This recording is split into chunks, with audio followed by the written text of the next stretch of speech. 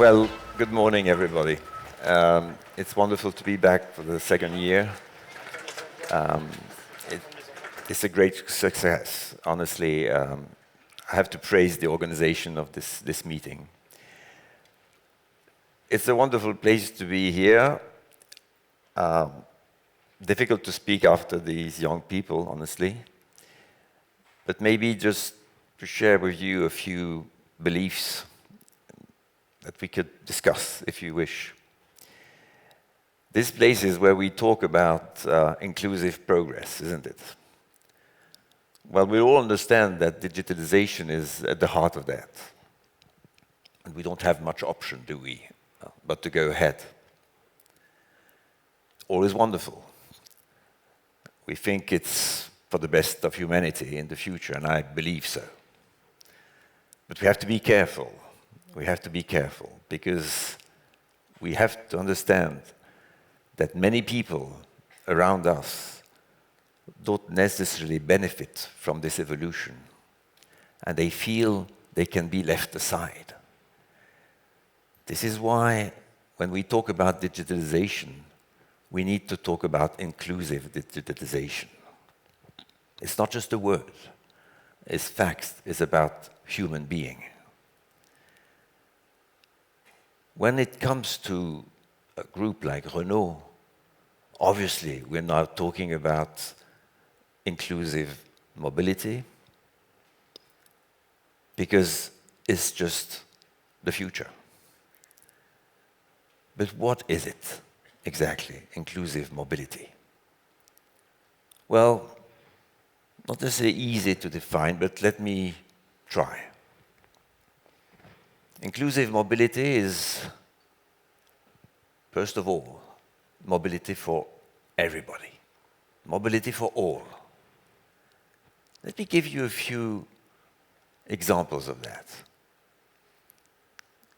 There are many people in this country and in others that have to leave their jobs because of mobility.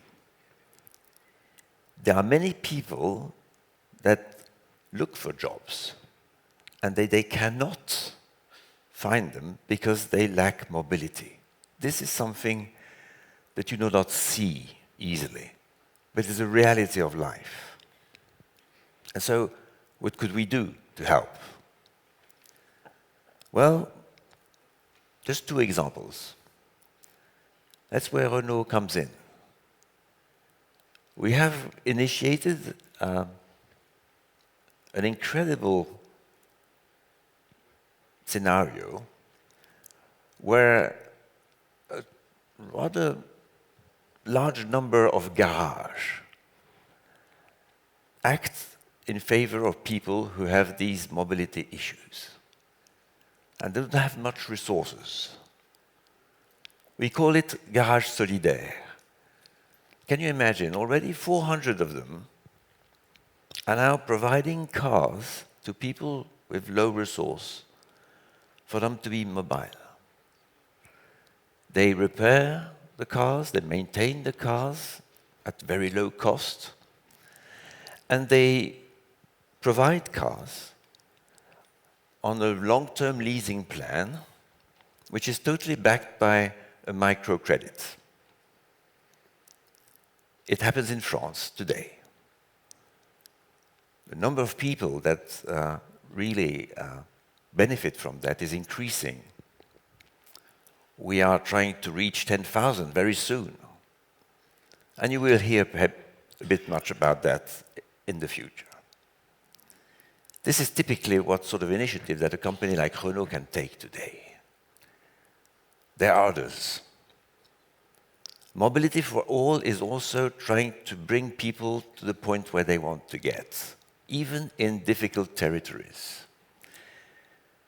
It is also the case in some countries like France.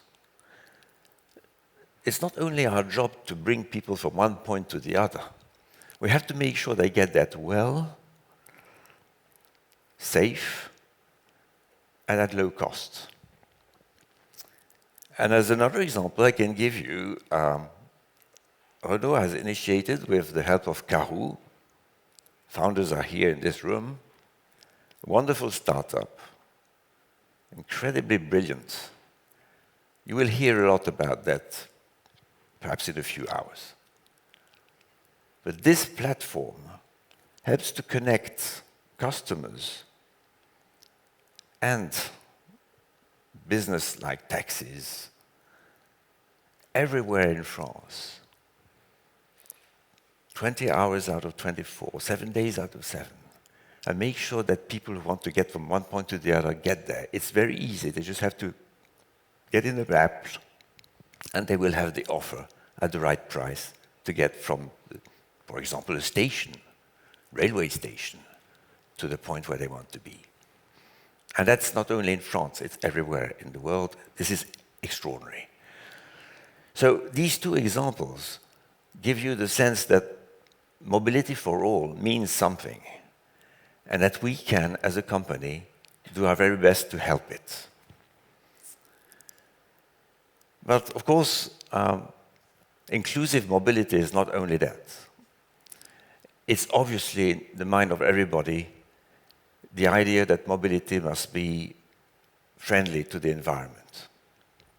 There have been so many debates about car makers and environmental friendly cars. Well, let me tell you something.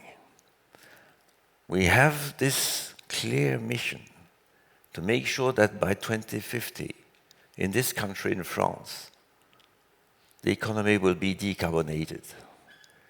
It's just a fact. We'll have to do it. And so now we're investing massively to get this done. Can you imagine?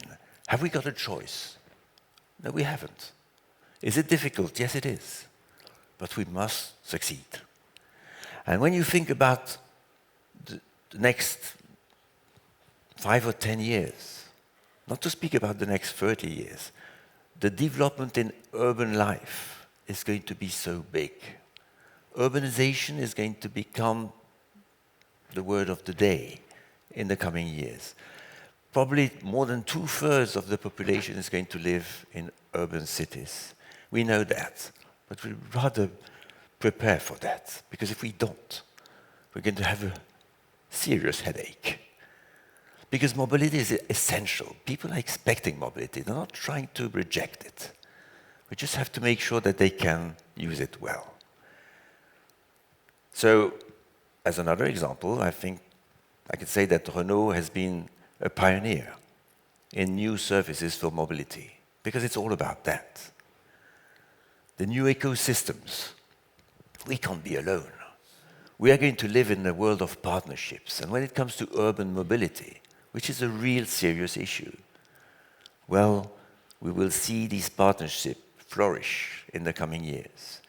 And Renault has been at the heart of that and will remain the heart of that. Imagine, there are already 7,000 cars, electric cars, managed on the car-sharing basis in towns like Paris, Madrid, or even Nice here. This is growing every day. So we're happy to have these Zoes and Twizies on the road. By the way, if you try them, you will not try to drive another car. So just try. By the way, there are a few of them outside, so if you want, just try. It's so important. That's the sort of service for mobility for people. But there is another point which is even major. It's mobility for goods. Talking about this urban life, can you imagine the congestion and difficulties to come in and town? So mobility for goods is absolutely essential. We are experiencing in some towns, I think about Montpellier, close here, about an experience on last mile delivery. With all these LCVs, light vehicles, that you have to bring into the town and make sure that you can get them on the spot at the right time without creating a mess around. this is not easy. As we speak, we're collecting a tremendous amount of data everywhere to make sure that we get the right target. Easy flex, we call it, experience. All these pilots are going to grow everywhere. And I can tell you, Renault will be at the heart of that in the future. This is what we're doing now, preparing for the next decades. So, you see what I mean by environmental friendly mobility. It's very matter of fact. And it's just a duty. It's not an option. Perhaps, last but not least, when I think about digitization and what we call inclusive digitization, let me tell you something. We can't leave the people out of it. It's just essential. I have this view of our plants, which, as we speak, are being transformed because of digital. It's just extraordinary. I mean, you can see the change. People connected, workers with their tablets, understanding where they have to go, what they have to do, where they can save time, where they can concentrate, focus on issues, etc. It's just extraordinary. I mean, the impact of that is huge. Productivity, quality, protection of assets, etc., etc. Wonderful. But what if all that happens without the people being at the center of that? Now, I'm telling you, ladies and gentlemen, if we miss that, we're going to miss everything. And the key behind all that, and I've experienced that for years now, is that you need to have the people at the center. The machine must not tell people what to do. People must tell the machine what they have to tell us when it's time and when they can help.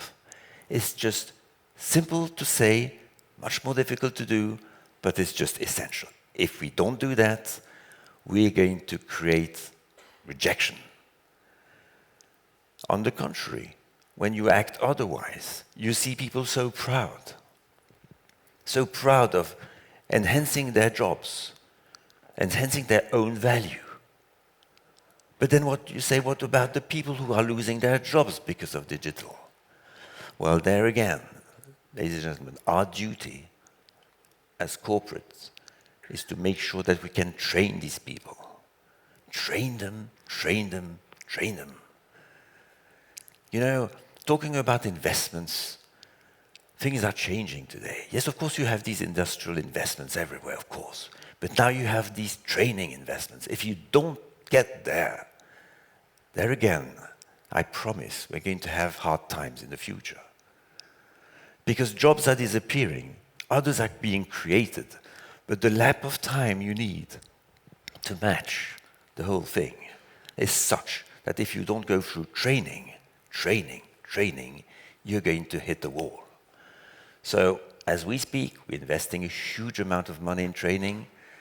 I think it's our duty, and we will not stop, because if not, it's going to be difficult. That's what I mean, having people at the center of digitalization, in mobility and in the industrial world. That's my life today. It's the life of the team of Renault sitting here in front of me. But it's what we're doing every day. I just wanted to share that with you. Maybe on a more larger scope.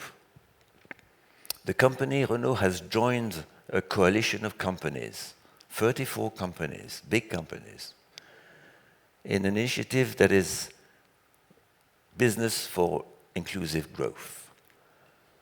Well, it could feel like, oh, gee, is it new advertising thing, you know, sort of cosmetic action. Well, no, it's real. And by the way, it's based on real initiatives by these companies that they have to report on the status point very regularly. And when you see what all these initiatives mean, well, it's quite impressive, I have to tell you. So this is going to move on fast, quickly. And perhaps as a closing words, I think we all understand here, which is obvious, I think. I repeated that quite often in the past, that digitalization is just not the target per se. It's not the purpose. It's just a mean to get where we want to be and to make sure that the human part of our life is at the center of it. It's the only way forward. Companies like ours must make sure that we don't get it wrong. Ladies and gentlemen, thank you very much for your attention. I just wanted to share these few real beliefs with you. Thank you.